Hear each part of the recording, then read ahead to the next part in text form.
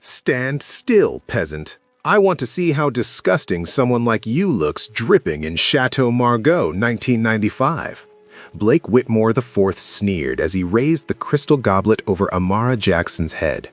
The 14-year-old's smirk widened as $3,000 worth of vintage wine cascaded down her face, soaking through her simple black waitress uniform, dripping onto Italian marble while 200 guests in the Four Seasons Boston Grand Ballroom gasped in collective horror. Catherine Whitmore squealed with delight like her son had just scored the winning touchdown at his prep school. "Perfect, darling! She matches the decor now, doesn't she?" she crowed, frantically filming on her iPhone, zooming in on Amara's wine-drenched braids, posting it live to Instagram with laughing emojis. Richard Whitmore sauntered over, 52 years of inherited wealth evident in every calculated step, Rolex presidential glinting under chandeliers, eyes dead and cold as a shark's.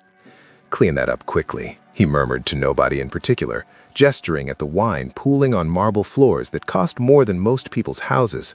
"This ballroom wasn't designed for your kind to make messes." His emphasis on those last two words made several nearby guests shift uncomfortably, but nobody spoke up because the Whitmores owned half of Boston and could destroy careers with a single phone call. Amara didn't move, didn't flinch, didn't cry, didn't give them the satisfaction.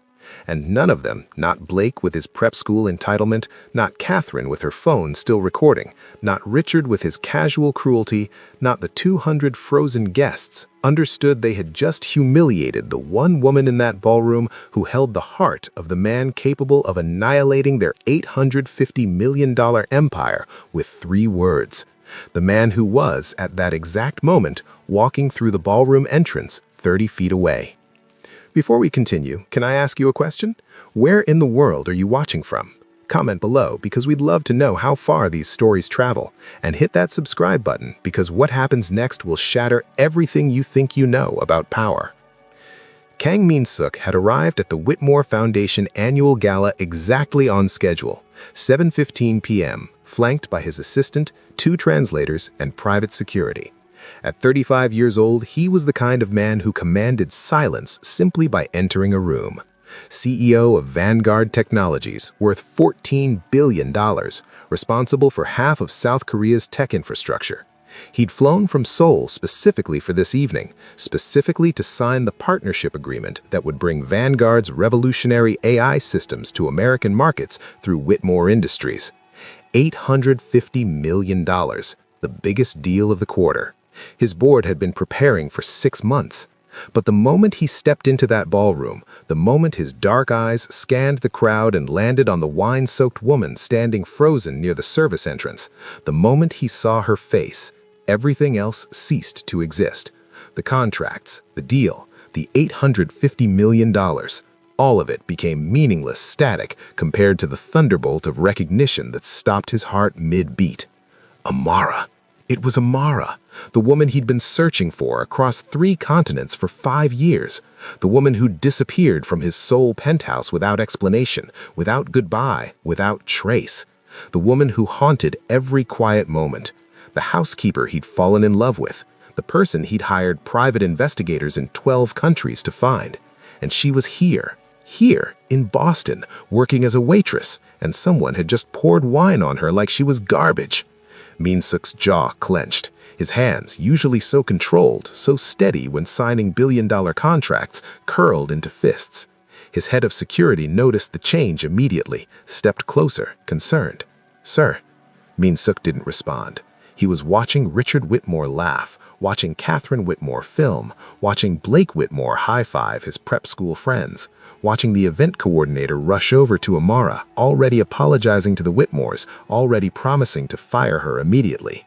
Watching Amara stand there with quiet dignity, refusing to cry, refusing to give them the satisfaction, exactly like she'd always been, strong even when the world tried to break her. The translator touched his arm. "Mr. Kang, the contracts are ready in the executive suite. Mr. Whitmore is waiting to—" But Min-suk was already moving, walking with purpose across that marble floor. Guests parted instinctively, sensing something was about to happen. Richard Whitmore noticed him approaching, plastic smile activating like a switch. "Mr. Kang, welcome, welcome. So wonderful to finally meet in person. The contracts are upstairs and ready for signatures. We're so excited about this partnership. Vanguard and Whitmore are going to revolutionize." But Min-suk walked past him like he didn't exist, walked straight to Amara, who was standing at the service entrance, shoulders squared, preparing to leave with whatever dignity she had left. He stopped 3 feet away, close enough that she'd hear him, far enough that he wouldn't crowd her. Amara. He said her name for the first time in 5 years, just her name, but it carried the weight of 60 months of searching, 60 months of wondering, 60 months of unanswered questions. She froze. Her shoulders went rigid. For 3 full seconds she didn't move, didn't breathe, didn't turn around. Then, slowly, like she was afraid he'd disappear if she moved too fast, she turned. Her face, still dripping wine, showed everything at once. Shock, fear, pain, love she'd tried to bury, panic, recognition, and underneath it all, exhaustion. The exhaustion of someone who'd been running for 5 years and just got caught. Min-suk.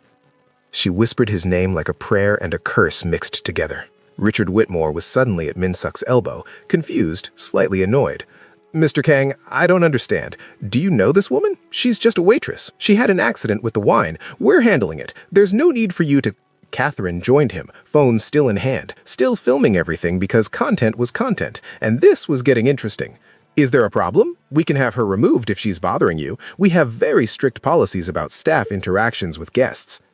Blake was watching too, slightly nervous now because the Korean billionaire everyone had been talking about all week was staring at the waitress he'd just humiliated, and nobody understood why. Min-suk finally looked at Richard Whitmore, looked at him the way you'd look at something stuck to your shoe. "Are you hurt?" he asked Amara, ignoring the Whitmores completely. She shook her head, mute, still too shocked to form words. He reached out slowly, carefully, pulled his pocket square from his suit jacket, a square of silk that probably cost more than her week's wages, and gently wiped wine from her cheek. The gesture was so tender, so intimate, that whispers exploded across the ballroom like wildfire. Min-suk turned to Richard Whitmore. "The deal is canceled." Silence. Complete, total, suffocating silence. 200 guests frozen. Orchestra stopped mid-note. Even the chandeliers seemed to stop swaying. Richard blinked. "I'm sorry, what?" His voice had lost all its smoothness, all its practiced charm. "What did you say?" "The deal is canceled." Min-suk's voice was ice, controlled, absolute. Vanguard Technologies will not be entering into any partnership with Whitmore Industries. The $850 million strategic agreement is terminated, effective immediately. "Mr. Kang," Richard's voice was rising now, panic creeping in. "Surely there's been a misunderstanding. We can discuss—" Catherine was sputtering. "Over a clumsy waitress? This is absurd. She's just staff. You can't be serious." Blake was looking between his parents and the Korean billionaire, starting to realize he'd done something very, very wrong.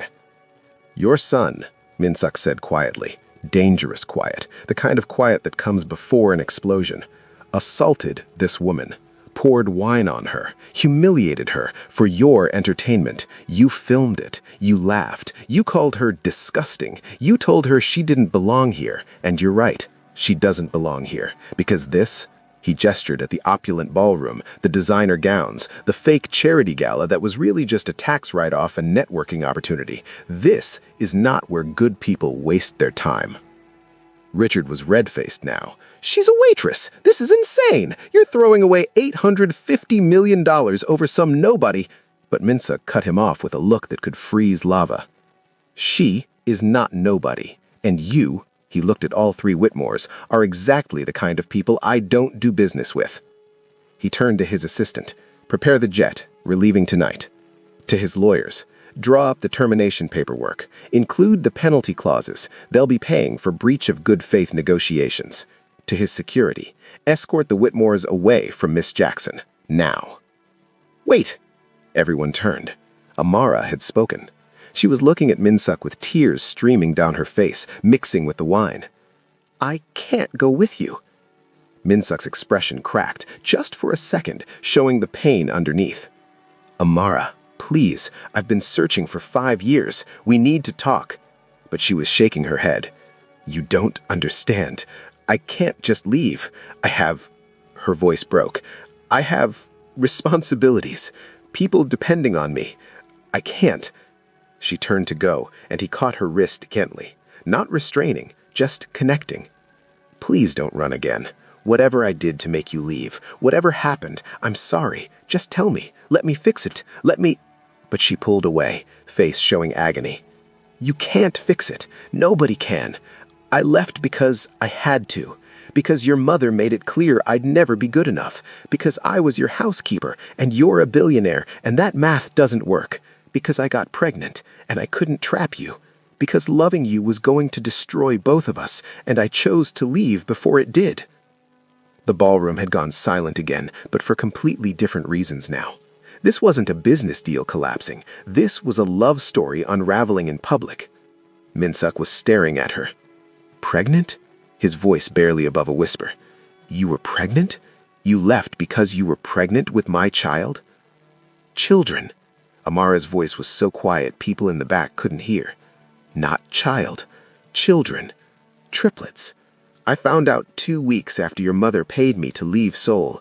2 weeks after she told me I was ruining your life.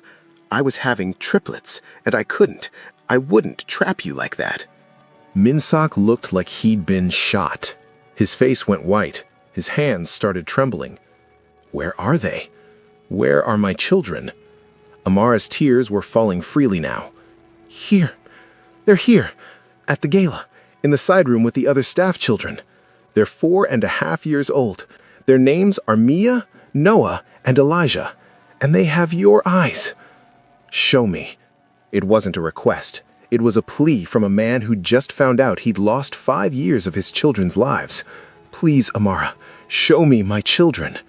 She nodded, unable to speak, and started walking toward the side room.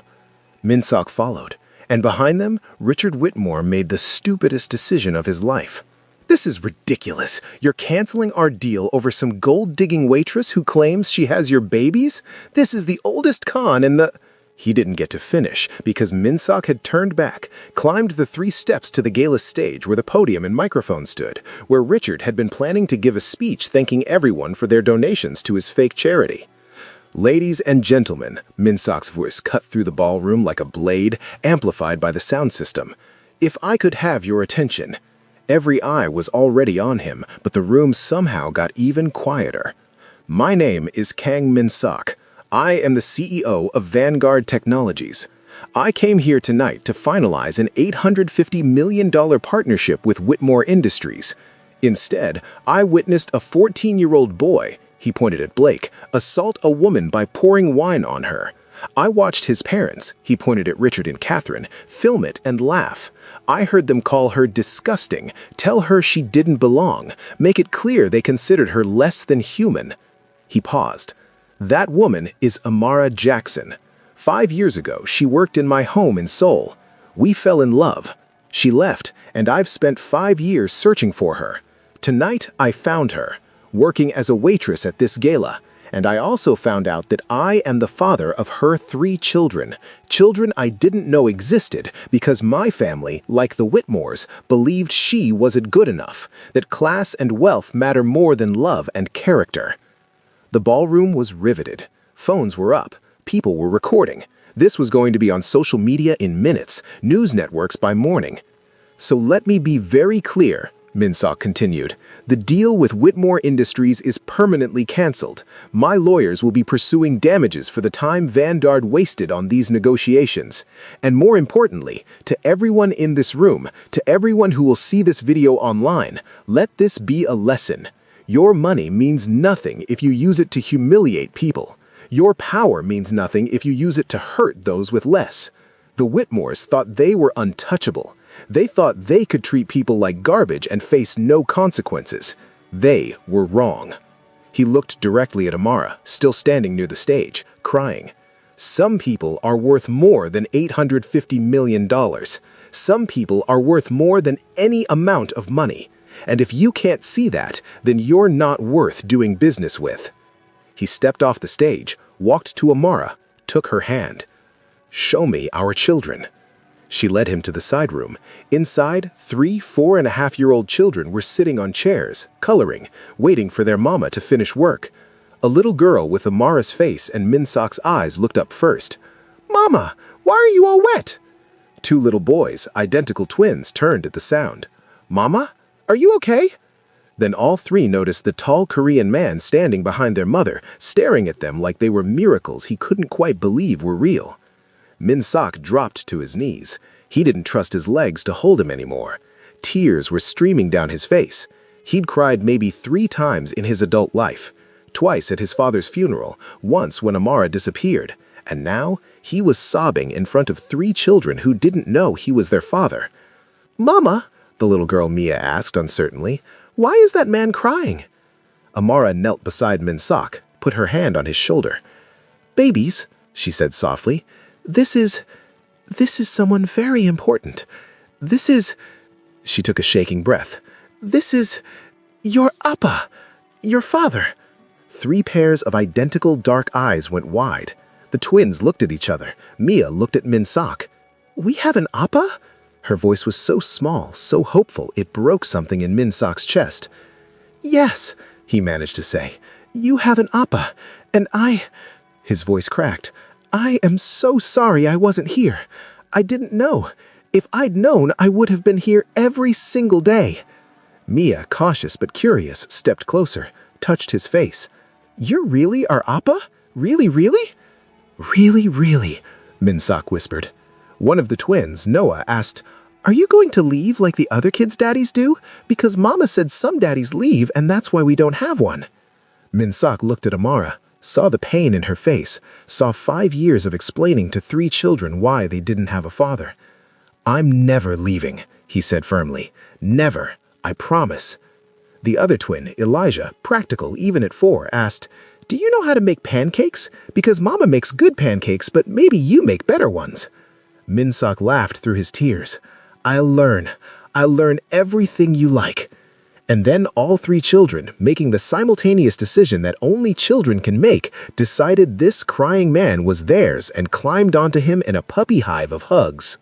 Behind them, through the open door, the Whitmores were being escorted out by security. Richard screaming about lawyers and lawsuits, Catherine filming everything for her social media, Blake looking shell-shocked. None of it mattered, because in that side room, a family that had been broken for 5 years was putting itself back together. The next morning, Boston woke up to a viral video. 20 million views in 12 hours. Kang Min-Sok's speech from the stage, his cancellation of the $850 million deal, his declaration that some people were worth more than any amount of money. The business world went insane. Whitmore Industries stock crashed, dropped 60% before trading was suspended. Major partners started terminating contracts. Richard's phone was ringing non-stop with panicked board members. Catherine's social media, where she'd posted the video of Blake pouring wine on Amara, was flooded with comments calling her disgusting, racist, cruel. People were finding Blake's prep school Instagram, discovering this wasn't his first incident, just the first one that got filmed and went viral. Someone dug up 8 previous assault complaints against Blake, all covered up with Whitmore money, all victims paid off and silenced. Somebody else found financial records showing $400 million in offshore accounts, tax evasion on a massive scale, the Whitmore Foundation proven as a money laundering front. The Massachusetts Attorney General opened an investigation by noon. But the Whitmores weren't going down quietly. By afternoon, they'd filed a $100 million defamation lawsuit against Amara, claiming she was a gold digger, that she'd fabricated the relationship, that the children probably weren't even Min-Sok's, that this was all an elaborate con. Catherine went on Boston News, crying fake tears, claiming her son was the real victim, that Amara had provoked him, that the wine incident was an accident, blown out of proportion. Richard's lawyers issued a statement saying Min-Sok had been manipulated, that Vanguard would regret this decision, that Whitmore Industries would pursue all legal remedies. They hired a PR firm to flood social media with bots claiming Amara was a liar. They pressured her landlord to evict her. They got her other job to fire her. They called CPS with false allegations about her parenting. They went to war. If you believe that money can't buy decency, that power should be used to protect instead of destroy, stay with me, Because what happens next proves that truth is patient, but it never loses. The Whitmores wanted war, but they forgot that you cannot throw stones at someone while you live in a glass house. And behind the scenes, all of their crimes and victims were waiting patiently. Grace Chen had been watching from the shadows that night at the gala. 73 years old, retired from the Whitmores 2 years earlier after 27 years of service, she'd only come because her niece was working the event and needed a ride home. She'd been standing near the service entrance when Blake poured that wine, watched Amara stand there with dignity she recognized, the same dignity Grace herself had maintained through decades of Whitmore cruelty. Watched the Korean billionaire cancel the deal, watched him take Amara's hand, watched him discover his children. And Grace had thought, finally, someone with power who isn't afraid to use it right. She'd gone home that night, pulled out the 3 boxes she'd kept hidden in her attic for years. 27 years of evidence. Every racist comment recorded on the phone she'd kept in her apron pocket. Every shorted paycheck photographed. Every harassment complaint she'd witnessed the Whitmores cover up. She'd kept it all, because she'd known someday someone would need it. Someone would be brave enough to stand against them. She just hadn't known who. 2 days after the gala, she'd shown up at Minsok's hotel with those boxes. Told him and Amara everything. Showed them the evidence that would bury the Whitmores forever. And when Amara asked her why risk everything to help strangers, Grace had smiled sadly and said, "Because I watched them destroy good people for 27 years. I watched and did nothing because I was afraid. I'm not afraid anymore, and neither are you." At midnight on the 3rd day after the gala, a website went live. It was called The Whitmore Files, and it contained 27 years of meticulously documented evidence compiled by Grace Chen, the Whitmore's former head housekeeper who'd worked for them for nearly 3 decades. Grace had kept everything. Every racist comment recorded on her phone, every shorted paycheck photographed, every sexual harassment complaint the Whitmores had covered up, 17 women paid off and silenced. Every one of Blake's 8 previous assault incidents documented with police reports that had mysteriously disappeared after Whitmore lawyers made calls. Financial records showing $400 million in offshore accounts, tax evasion on a massive scale, the Whitmore Foundation proven as a money laundering front, audio recordings of Richard bribing judges, evidence of blacklisting anyone who crossed them, documentation of wage theft affecting 200 domestic workers over 2 decades. It was all there.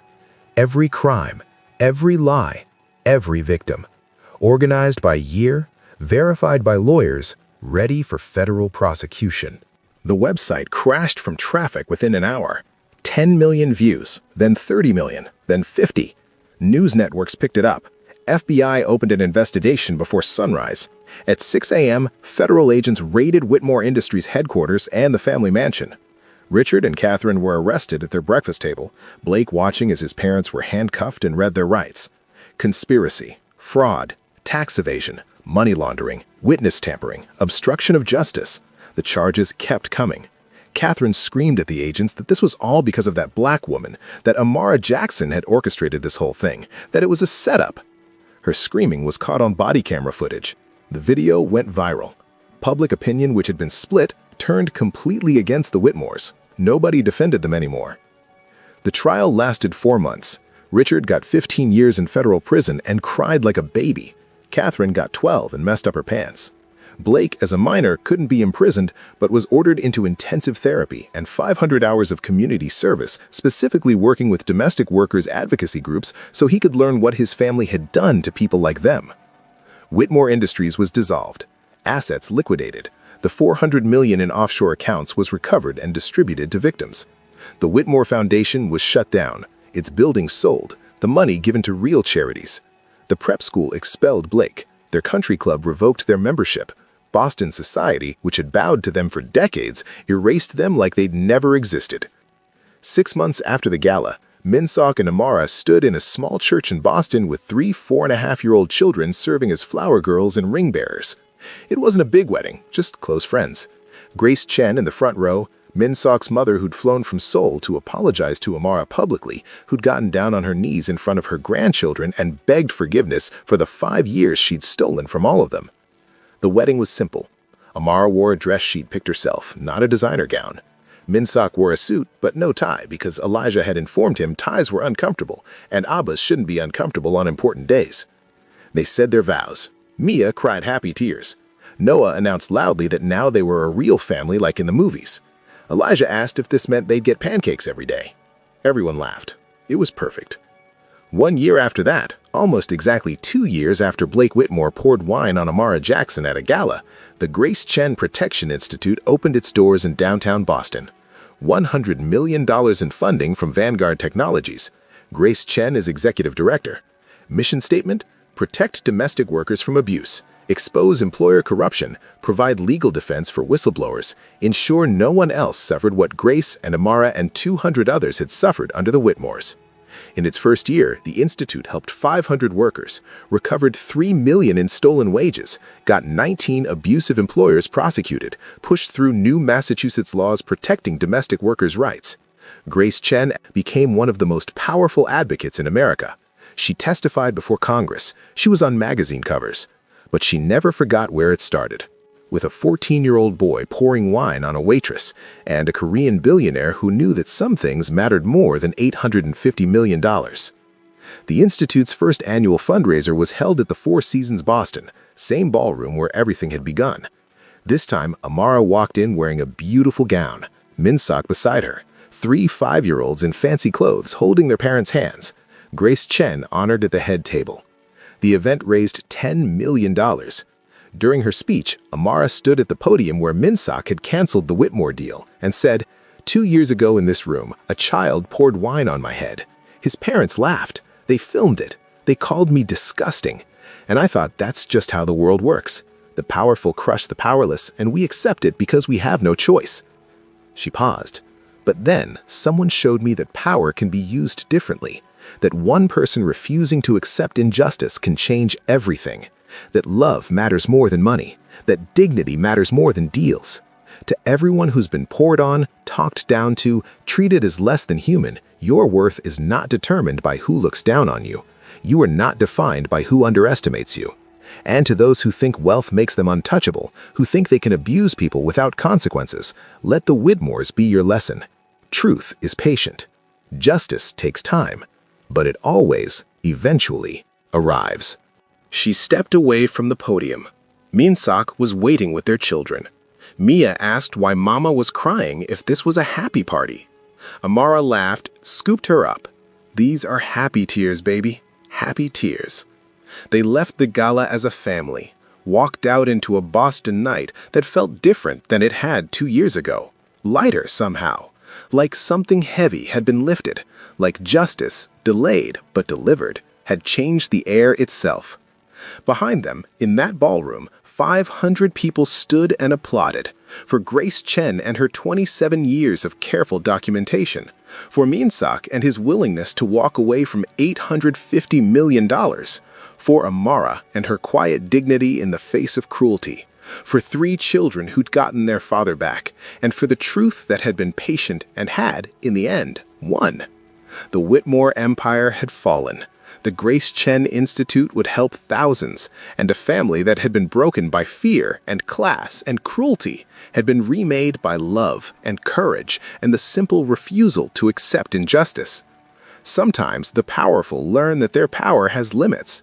Sometimes a 14-year-old's cruelty becomes the catalyst that destroys a dynasty.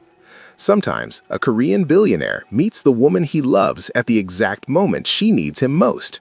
And sometimes, just sometimes, the world works the way it should, with the powerless becoming powerful, with truth defeating lies, with love winning over money, with 3 4-year-olds getting to know their appa, with a waitress who had wine poured on her head becoming the director of an institute that would protect thousands, with a boy who'd been taught cruelty learning, through consequences, that actions matter, and with a ballroom that had hosted humiliation becoming a place where justice was celebrated.